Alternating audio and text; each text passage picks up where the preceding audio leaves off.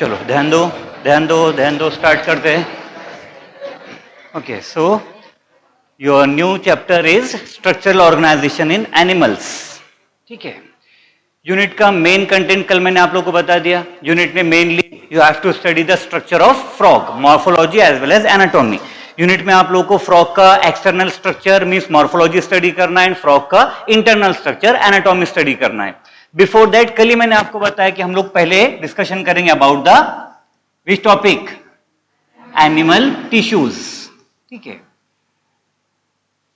Actually revised syllabus के according अभी आपका पार्ट नहीं है, सिलेबस का हमारा पार्ट नहीं रहा, बट फिर भी एक बेसिक कंटेंट, बेसिक इंफॉर्मेशन हम लोग को मिल जाएगा। दैट्स हम लोग इसके ऊपर कुछ डिस्कशन कर रहे। तो लिसन केयरफुली, ध्यान से समझ लेते हैं। एनिमल टिश्यूज, तो अगर हम लोग कोई भी एनिमल को स्टडी करते हैं इंक्लूडिंग ह्यूमन बींग्स, ठीक है, कोई भी एनिमल स्टडी कर लो इंक्लूडिंग ह्यूमन बींग्स, तो there are only 4 types of tissues. ठीक है, मेनली कितने टाइप का टिश्यूज है? 4 टाइप का। एनिमल का बॉडी फॉर्म करने के लिए एनिमल के बॉडी के अंदर हम लोग मेनली 4 टाइप का टिश्यूज ऑब्जर्व करेंगे, मेनली 4 टाइप का टिश्यूज स्टडी करेंगे। 4 टाइप का टिश्यूज कौन सा है? वन बाय वन लिस्ट कर लेते हैं इसका। The very first one is epithelial tissues. Okay, आप लोग सेल्स भी बोल सकते हो, टिश्यूज बोलेगा तो भी चलेगा, कोई इशू नहीं। First one is a epithelial cell और epithelial tissue. Second one connective tissue. ठीक है, इनके सबके हम लोग मीनिंग समझते चले जाएंगे एंड थोड़ा सा डिटेलिंग ले लेंगे। Connective tissues, then third one muscular tissue. Okay, and last and the fourth one is neural tissue. Okay, so animal body is mainly made up of these 4 types of tissues. Animal का शरीर, animal का body mainly ये 4 type के tissue से बना रहेगा। Connective tissue, epithelial tissue, muscular tissue and neural tissue. Okay, one by one detailing देखते हैं। थोड़ा सा डिटेलिंग लेना है, बहुत ज्यादा डिटेल में डेप्थ में हमको नहीं जाना है बिकॉज सिलेबस का पार्ट नहीं रहा, रिड्यूस्ड हो गया। तो the very first thing we are going to describe epithelial tissues. कौन से टिश्यूज को हम लोग एपिथेलियल टिश्यूज बोलेंगे, इसके ऊपर थोड़ी सी चर्चा कर लेते हैं। ठीक है, कौन सा टिश्यू कहां पर प्रेजेंट होते हैं सेल, कौन से टिश्यूज है जिसे हम लोग एपिथेलियल टिश्यू बोल रहे हैं। सब लोग ध्यान दो ठीक से, ये सेल्स या टिश्यूज, इनका लोकेशन कहां पर होता है, कौन से सेल को, कौन से टिश्यू को अपन एपिथेलियल टिश्यू बोलेंगे। सम एग्जांपल, ठीक है, सिंपल एग्जांपल लेते हैं। आपको मस्कुलर टिश्यू, अगर कोई बोले भैया मस्कुलर टिश्यू, समझ में आता है मस्कुलर टिश्यू? मसल्स, ठीक है, बॉडी के मसल्स, जो भी हमारे बॉडी के अंदर मसल्स है जिनके पास कॉन्ट्रैक्शन एंड रिलैक्सेशन का पावर है। हमारे बॉडी के ऐसे पार्ट्स, ऐसे सेल्स, ऐसा टिश्यू जिनके पास कॉन्ट्रैक्शन एंड रिलैक्सेशन, कॉन्ट्रैक्शन समझता है, कॉन्ट्रैक्शन समझता है। दिस इज योर हैंड, आप क्या कर रहे हो, इसे फोल्ड कर रहे हो। जब आप लोग हैंड फोल्ड करते हो तो यहां पर ढेर सारे मसल्स का बॉल लाइक स्ट्रक्चर फॉर्म हो जाता है। क्या हुआ? मसल्स कॉन्ट्रैक्ट हुआ। Okay, now muscles are relax. ठीक है, so this is the contraction and relaxation. अगर किसी मसल्स के, सॉरी, अगर किसी टिश्यूज के पास कॉन्ट्रैक्शन एंड रिलैक्सेशन का पावर है तो वो सेल्स को या टिश्यू को अपन क्या बोलेंगे? Muscular tissue. Neural tissues, brain के सेल्स, नर्वस सिस्टम के जो सेल्स रहेगा, नर्वस सिस्टम का जो टिश्यू रहेगा, दैट टिश्यूज और cells are called as the neural tissues. ठीक है, नाउ कनेक्टिंग टिश्यू या फिर कनेक्टिव टिश्यू करते हैं उसके बारे में चर्चा। एपिथेलियल टिश्यू, अगर आपको कोई बोल दे भैया एपिथेलियल टिश्यू मींस व्हाट, तो आप लोग वर्ड एपिथेलियल से उसका मीनिंग नहीं निकाल सकते। जैसे मस्कुलर, पता है आपको मस्कुलर का मीनिंग क्या, एपिथेलियल इसका मीनिंग नहीं निकलता है। दैट्स व्हाई आपको क्या करना है, एपिथेलियल टिश्यू का थोड़ा सा डिटेलिंग लेना है। ध्यान से समझ लो, एपिथेलियल टिश्यू जब भी वर्ड आपके सामने आएगा तो आपको एक पॉइंट ऑलवेज क्लियर रहना चाहिए। एपिथेलियल टिश्यूज कहां प्रेजेंट होता है? हमारे शरीर में जहां कहीं पर भी, हमारे शरीर में जहां कहीं पर भी ट्यूब प्रेजेंट है या फिर खड्डा प्रेजेंट है ना। बॉडी के अंदर खड्डे होते हैं मत बोलना, है ना। बॉडी में खड्डा है, रेनी सीजन शुरू हो गया, उसमें पानी भरेगा, फिर एक आधा एनिमल आके आंघोड़ करेगा, है ना, खड्डे के अंदर। ऐसा नहीं होने वाला है। ओके, जस्ट हम लोग बात बोलते हैं समझने के लिए कि भाई हमारे बॉडी में वेरेवर, जहां कहीं पर भी ट्यूब अवेलेबल रहेगा या फिर हॉलो स्ट्रक्चर अवेलेबल रहेगा। ठीक है, sac like structure, bag like structure, जहां कहीं पर भी अवेलेबल रहेगा वो पोजीशन पर वहां आपको क्या देखने को मिलेगा? एपिथेलियल टिश्यू रहेगा। कुछ एग्जांपल लेके स्टडी करते हैं। फॉर एग्जांपल ट्यूब, ठीक है, ट्यूब। आप लोगों ने अभी अभी एक यूनिट कंप्लीट किया है जिसके अंदर ट्यूब स्टडी किया। क्या था? क्या था? कौन सा ट्यूब? रीनल ट्यूब्यूल बराबर, रीनल ट्यूब्यूल मतलब ट्यूब है या नहीं? यस ट्यूब है, मतलब रीनल ट्यूब्यूल के अंदर कौन सी सेल रहेगी?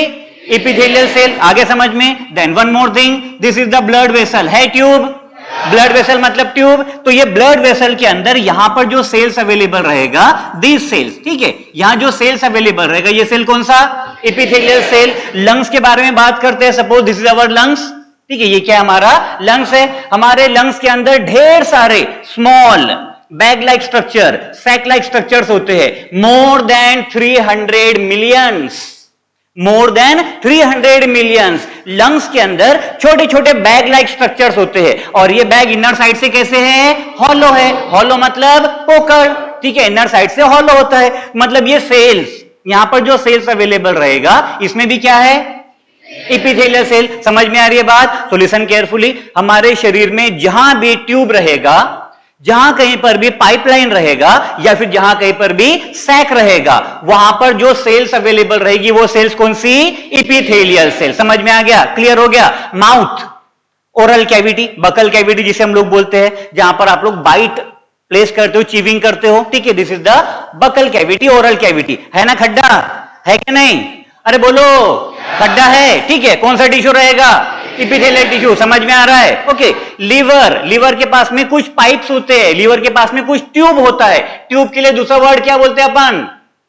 डक्ट, ठीक है। Pipe, tube, duct, all are the same things. तो लीवर के पास में जो पाइपलाइन है, लीवर का जो ट्यूब है, लीवर का जो डक्ट है, उसमें कौन सा सेल? ब्लड वेसल्स के अंदर कौन सा सेल? नेफ्रॉन के अंदर कौन सा सेल? समझ में आ गया? क्लियर हो गया? तो अगर कोई आपको बोलेगा भैया एपिथेलियल सेल मतलब क्या बोलोगे? व्हेरेवर, जहां कहीं पर भी हमारे बॉडी में क्या प्रेजेंट है? ट्यूब प्रेजेंट है और सैक लाइक स्ट्रक्चर्स अवेलेबल है, वहां पर कौन सा सेल रहेगा?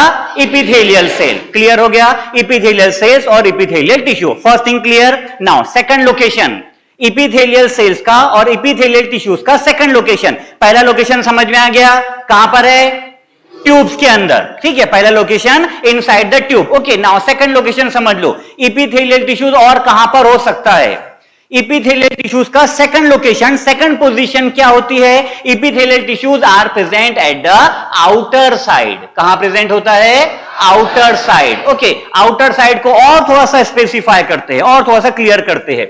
Epithelial tissues are always facing to the environment. Environment को फेस करने वाला टिश्यू, इन्वायरमेंट मतलब हमारा सराउंडिंग, हमारे इन्वायरमेंट को, हमारे सराउंडिंग को फेस करने वाला, सराउंडिंग के कांटेक्ट में रहने वाला जो भी सेल रहेगा, जो भी टिश्यू रहेगा, वो क्या? वो क्या? Epithelial tissue. ठीक है, एग्जांपल लेते हैं। तो हमारे शरीर का ऐसा कौन सा पार्ट है जो इन्वायरमेंट के कांटेक्ट में है? कल ही बताया आपको, क्या है? वेरी गुड, क्या है? स्किन। सो स्किन में कौन सा टिश्यू? आगे बात समझ में। और कौन सी चीज है जो एनवायरनमेंट को फेस कर रहा है? हेयर्स। हेयर्स में कौन से टिश्यूज?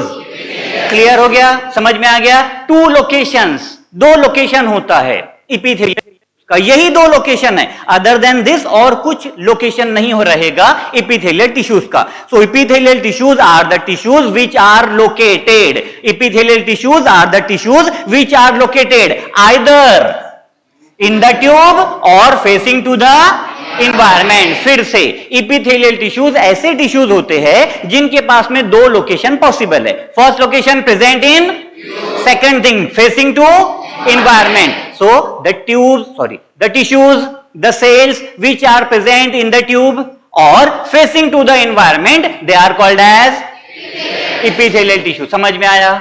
चमका, पक्का, ठीक है, क्लियर हो गया? चलो, सो this is the epithelial tissues. Example आपको बता दिया, ठीक है, एग्जांपल अभी आपके बाद आपको इन्फॉर्म किया अबाउट द स्किन। स्किन के अंदर एपिथेलियल टिश्यू रहेगा, ब्लड वेसल्स के अंदर एपिथेलियल टिश्यू रहेगा, लंग्स के अंदर ये जो सैक है, they are called as the alveoli. ठीक है, इसे अपन क्या बोलते हैं? अल्वियोलाई। सिंपल लैंग्वेज में they are called as air sac. Okay, they are called as the air sacs. तो एयर सैक के अंदर कौन? Epithelial tissues. ब्लड वेसल के अंदर कौन? Epithelial tissues. रीनल ट्यूब्यूल, जो नेफ्रॉन के लिए आप लोग दूसरा वर्ड यूज करोगे, उसके अंदर भी क्या है?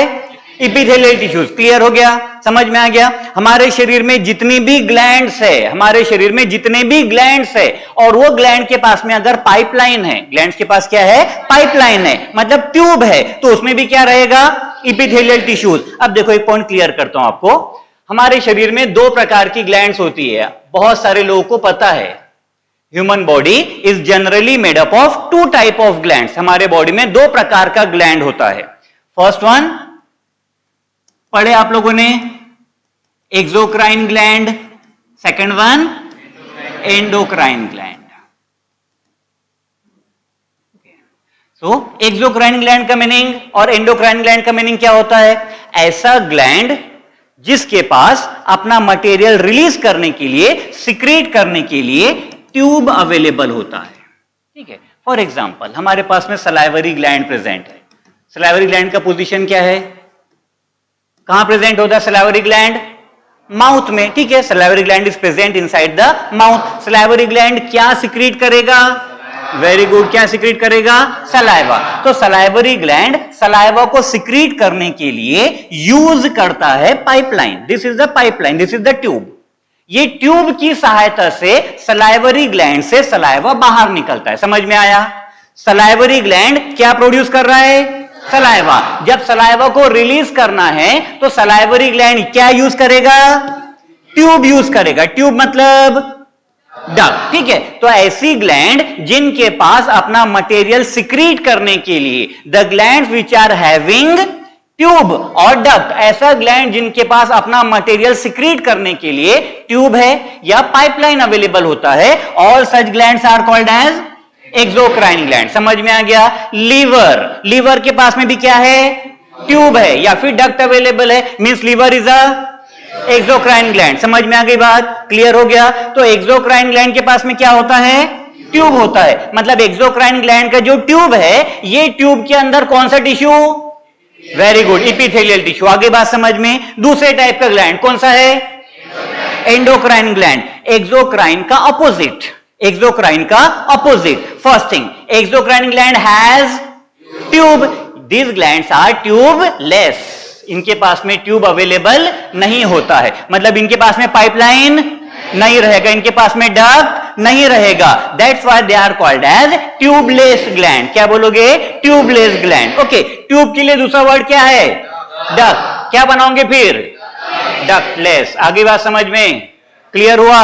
ओके, तो डक्टलेस ग्लैंड मतलब एंडोक्राइन ग्लैंड। ओके, ये अपना मटेरियल सिक्रीट करेगा ट्यूब की सहायता से, नहीं, इनके पास ट्यूब है ही नहीं। बात समझ आ रही है। जो हमारा एंडोक्राइन ग्लैंड होता है, एंडोक्राइन ग्लैंड के पास में पाइपलाइन नहीं होता है। That's why endocrine gland without pipeline, without tube अपना मटेरियल सिक्रीट करेगा directly into the blood, directly blood में सिक्रीट करेगा। और एक्सोक्राइन ग्लैंड किसके थ्रू करेगा, डक्ट के थ्रू या फिर ट्यूब के थ्रू। क्लियर हो गया। तो हमारे बॉडी में जितनी भी ग्लैंड डक्ट वाली है, मतलब जितना भी ग्लैंड एक्सोक्राइन है, इनके ट्यूब में, इनके डक्ट में कौन सा टिश्यूज, इपिथेलियल टिश्यू। आगे बात समझ में, कोई दिक्कत, क्लियर है, क्लियर है। ओके, चलो आगे। तो ये हो गया हमारा first type of tissue called as the epithelial tissues. The tissues which are present inside the tube और sacs or facing to the environment, all such tissues are called as epithelial tissues or epithelial cells. Is that clear? चलो आगे, permission granted. Second type of tissue क्या है, connective tissue. ठीक है, second type of tissue is connective tissue. Word itself आपको इसका meaning बताएगा। Connective tissue word खुद आप लोगों को इसका मीनिंग बताएगा। क्या समझ में आ रहा है वर्ड से, कनेक्शन, वेरी गुड, कनेक्शन। तो हमारे शरीर में कुछ ऐसे टिश्यूज होते हैं जो बॉडी के one part two another part, एक दूसरे को कनेक्ट करने का काम करता है। हमारे शरीर में कुछ ऐसे सेल्स है, कुछ ऐसे टिश्यूज है जो बॉडी के सारे ऑर्गन्स को एक दूसरे से क्या करते हैं, कनेक्ट करते हैं। ऐसा टिश्यू, ऐसे ऑर्गन, ऐसा सेल जो बॉडी के टिश्यूज को, बॉडी के पार्ट्स को कनेक्ट करता है, such tissues are called as connective tissues. The tissues which connect the body parts, the tissues which connect the body parts, they are called as connective tissue. नहीं आया समझ में, चलो समझते हैं। This is human body. ठीक है, क्या है? Human body. Okay, so body के कुछ ऑर्गन्स ले लेते हैं। Here it's a heart,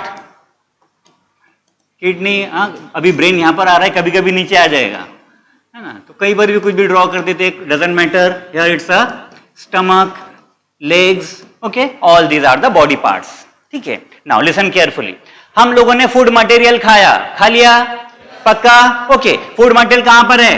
stomach में। डाइजेशन होगा, ठीक है, डाइजेशन होने के बाद एब्जॉर्प्शन हो जाएगा। एब्जॉर्प्शन मतलब जो भी फूड मटेरियल हम लोगों ने खाया है उसका बारीक बारीक पीसेस में conversion, this is digestion. Then उसके बाद जो इंपॉर्टेंट मटेरियल होता है हमारे फूड में का, वो ब्लड में चला जाएगा, that is called as absorption. आप लोगों ने कोई फूड मटेरियल खाया, एप्पल खाया है, ओके, एप्पल के अंदर ढेर सारा न्यूट्रिएंट्स होता है। पहले एप्पल के छोटे छोटे पीसेस हो जाएंगे हमारे स्टमक के अंदर। आप लोग साबित एप्पल खाते हो क्या? नहीं ना, बाइट लेकर खाते हो। पहले हम लोग उसका चीविंग कर लेते, उसके बाद वो हमारे स्टमक में जाता है। स्टमक में जाने के बाद अगेन उसको और भी पेस्ट बनता है और ज्यादा बारीक बन जाएगा, दिस इज द डाइजेशन। अब एप्पल के अंदर जितने भी इंपॉर्टेंट न्यूट्रिएंट्स है वो सब कहां जाएंगे? ब्लड के अंदर चले जाएंगे। ये प्रोसेस को अपन क्या बोलेंगे? Absorption. Okay, now food material is present in stomach. Okay, Apple खाया, एप्पल से बहुत सारा एनर्जी मिल गया, एप्पल से ढेर सारा एनर्जी मिला। एनर्जी चाहिए किसको? ब्रेन को। एनर्जी किसे चाहिए अभी? ब्रेन को। ओके, और एनर्जी है किसमें? स्टमक के अंदर। ठीक है, ये आ रहा ब्रेन आपका निकल के यहां से, आएगा नहीं ना, नीचे तक के चले जा रहा है, फिर अरे मैं जगह भूल गया, गलती से नीचे आके, चलो वापस ऊपर। ब्रेन अपनी लोकेशन चेंज करेगा? नहीं, ब्रेन तो एक ही जगह पर रहेगा। ठीक है, तो ब्रेन के पास में एनर्जी कौन लेकर जाएगा? कौन ले जाएगा? ब्लड। मतलब ब्लड ने क्या किया? बॉडी के एक ऑर्गन को दूसरे ऑर्गन से कनेक्ट कर दिया। Means blood is an example of, समझ गया? क्लियर है? अरे समझ में आ रही है क्या बात, है ना? So blood it is example of connective tissue. Okay, second thing, bones. ठीक है, बोन्स, हमारे बोन्स के साथ में मसल्स कनेक्टेड होती है। हमारे जो बोन्स है, बोन्स के ऊपर मांस होता है ना, that mass means muscles consider कर लो। ओके, तो बोन्स किसको कनेक्ट कर रहा है? मसल्स को। Bones also example of connective tissue. ठीक है, देन कार्टिलेज। कार्टिलेज याद है, बताया था कुछ दिन पहले आपको। कार्टिलेज, बोन्स और कार्टिलेज ये दोनों भी हार्ड स्ट्रक्चर होते हैं। बोन्स एंड हार्ड, ये दोनों भी, बोन्स एंड कार्टिलेज दोनों भी कैसे होते हैं? हार्ड होता है, लेकिन इसमें थोड़ा सा डिफरेंस रहेगा। ठीक है, थोड़ा सा डिफरेंस होता है, लिसन केयरफुली। हमारे शरीर का ऐसा पार्ट जो हार्ड है और उसका स्ट्रक्चर आप लोग चेंज नहीं कर सकते। हमारे शरीर का ऐसा पार्ट जो कैसा है? हार्ड है और स्ट्रक्चर मॉडिफाई नहीं हो सकता, they are called as bones. For example, if I tell you, अगर मैं आपसे बोलता हूं कि भैया ये जो बोन है इसे फोल्ड करके बताओ, यहां का बोन, आप हैंड फोल्ड कर दोगे, आप रिस्ट फोल्ड कर दोगे, बट ये बोन फोल्ड कर सकते हो? No, why? Because this is very hard और आप इसका स्ट्रक्चर मॉडिफाई नहीं कर सकते। जो बहुत हार्ड है और स्ट्रक्चर मॉडिफाई नहीं होता, वो क्या है? बोन है। ठीक है, now second thing, one more part is there. हमारे शरीर में और भी एक ऐसा स्ट्रक्चर है जो हार्ड होता है, लेकिन उसका स्ट्रक्चर आप मॉडिफाई कर सकते हो। हो गया? दिख रहा है? करके देखेंगे खुद का, है ना? होता है? अरे हो रहा है कि नहीं? हुआ ना मॉडिफाई? हार्ड है लेकिन स्ट्रक्चर मॉडिफाई हो सकता है। सो अगर बॉडी पार्ट हार्ड है एंड स्ट्रक्चर इज मॉडिफाइबल, आप उसका स्ट्रक्चर मॉडिफाई कर सकते हो, this is called as cartilage. Clear हो रहा है? बॉडी का ऐसा पार्ट जिसके साथ आप खेल सकते हो। क्या कर सकते हो? खेल सकते हो, टाइम पास। ठीक है, इसका समोसा बनाओ, है ना, कुछ भी करो, व्हाटएवर। ठीक है, बच्चे को नोज के साथ में खेलते हो, नोज में कौन सी क्या रहेगा? कार्टिलेज। बोन नहीं, क्या रहेगा? कार्टिलेज। तो जिसका स्ट्रक्चर आप मॉडिफाई कर सकते हो, they are the cartilage. Cartilage के लिए वर्ड क्या आता है? प्लायबल। ठीक है, प्लायबल, जिसका स्ट्रक्चर आप लोग मॉडिफाई कर सकते हो। मैं इसको बोलता प्लायबल हूं, लेकिन समझना क्या है इसको? प्लेबल। प्लेबल, जिसके साथ आप खेल सकते हो। ठीक है, बोन के साथ खेलोगे क्या? जाना पड़ेगा डॉक्टर के पास। ठीक है, क्लियर हो गया? So bones is a connective tissue, cartilage connective tissue, blood connective tissue. तो ढेर सारा हमारे बॉडी में ऐसा स्ट्रक्चर है जो बॉडी के डिफरेंट ऑर्गन को एक दूसरे के साथ में कनेक्ट करता है। ऐसे सारे टिश्यूज, सारी सेल्स जो हमारे शरीर के डिफरेंट ऑर्गन्स को, डिफरेंट पार्ट को एक दूसरे से कनेक्ट करेगा, all such tissues are called as connective tissue. समझ में आ गया? टू टाइप का टिश्यू क्लियर हो गया। First one epithelial, second one connective tissue. Ready हो? चलो लिखते हैं।